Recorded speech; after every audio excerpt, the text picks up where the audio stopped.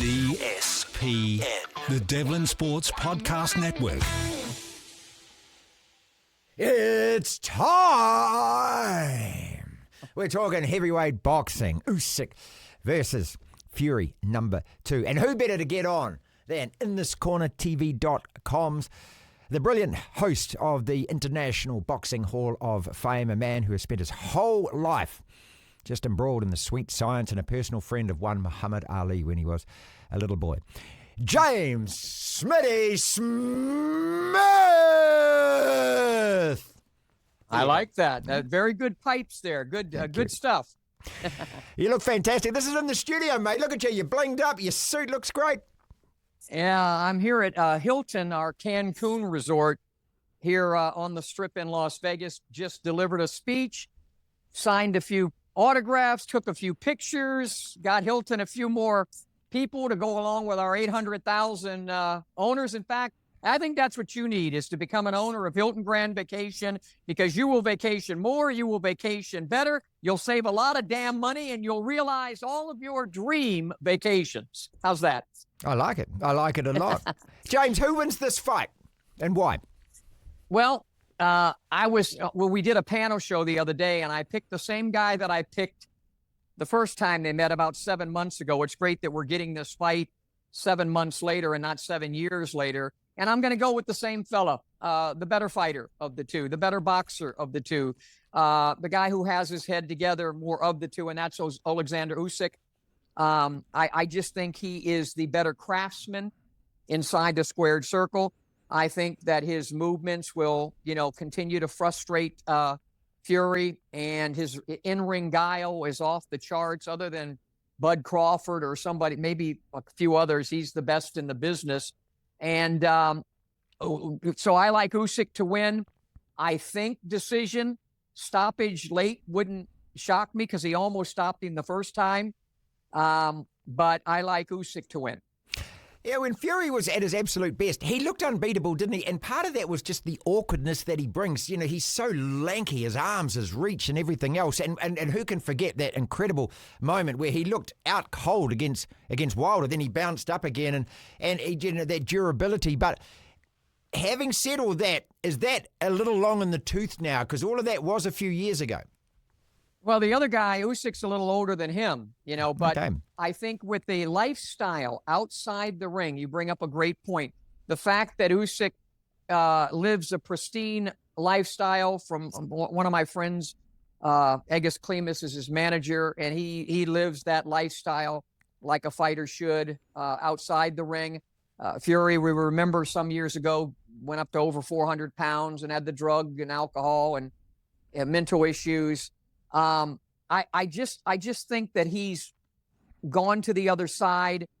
Usyk, I still think I don't think he's at his best, but he's right there. And I think what Fury should do, because I know you're going to ask me that, I think he should make it ugly. Man, Okay. I think he should gum up the waters and use that huge body and lean on him and do what he did to Wilder in their second fight, and really make it an ugly one, and try to lean on him and lean down on him and take his legs away by doing all of those things. He'll probably try. I don't think it'll be successful. So once again, I like Usyk to win the fight. James, and Dean Lonergan was on before us, Dean, and look, and he said, and it's one of the oldest cliches in boxing, of course, styles make fights. And, you couldn't get two more contrasting styles here, could you? Yeah, I mean, it really is. Although I will say, Fury's a good boxer, especially for a dude that big.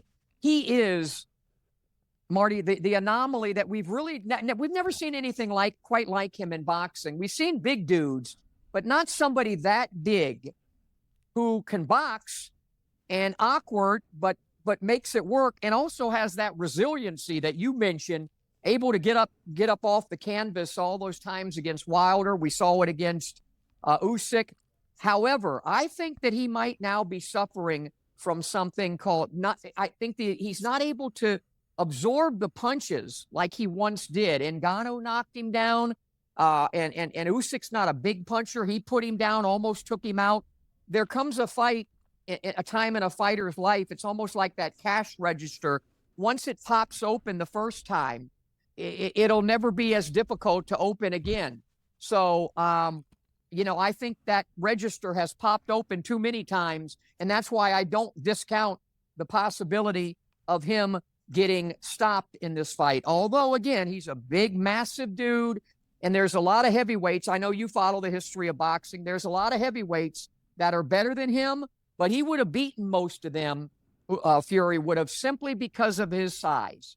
He would have beaten most of them. James, is a third fight on the cards? No. Well, it probably will be if Fury wins. I didn't even want there, and this is different for me to say, but I didn't even want there to be a rematch because I thought the better guy won.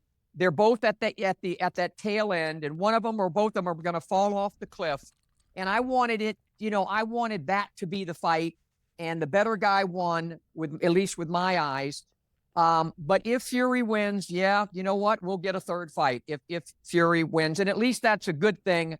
That Turk Al-Sheikh and Riyadh season and Saudi Arabia are making these fights happen. We have another big rematch of Beterbiev and Bivol coming up in February. And these are the kind of fights, Fury, Usyk, Beterbiev, Bivol, that we're taking years to get a rematch if we ever would get them. And so we're getting them because of that money. His Excellency Turk Al-Sheikh is a guy like you with a lot of money. Yeah, I think there's one fundamental difference between us. It probably is that. Just before we go, we'll get you out on this, mate. JP, Joseph Parker, of course, has got a heavyweight bout himself in Saudi in February against Dubois. How do you see that one going? Yeah, I would probably favor Dubois. I like Parker. You know what I've said about him. He's an overachiever. He can win. There's nobody out there he can't beat, but he's on that, on the lower version of the top 10, but he's there. And again, every time you mention him to me, and people do in New Zealand, I think of what an overachiever he is. And I always think of David Tua and how David wasn't able to, because I thought David Tua was a better fighter, a more special fighter than Parker, but I like Parker. So we'll see. Hey, he's just so blessed to be making this kind of money, man. Oh yeah, that's it. Totally. Happy New Year. How does Vegas celebrate, man? We don't stop. There you go. Every year is New Year's Eve, right? Every year. Every day. I wish you and everybody in New Zealand. I'm coming back. We're going to talk. I'm doing a speaking tour because I'm finally started writing my book. We got to get Smitty back to New Zealand, man. The Kiwis love me, especially the women. It goes without saying. Look at you, dude. Look at you, dude. They're only human. Happy New Year. DSPN.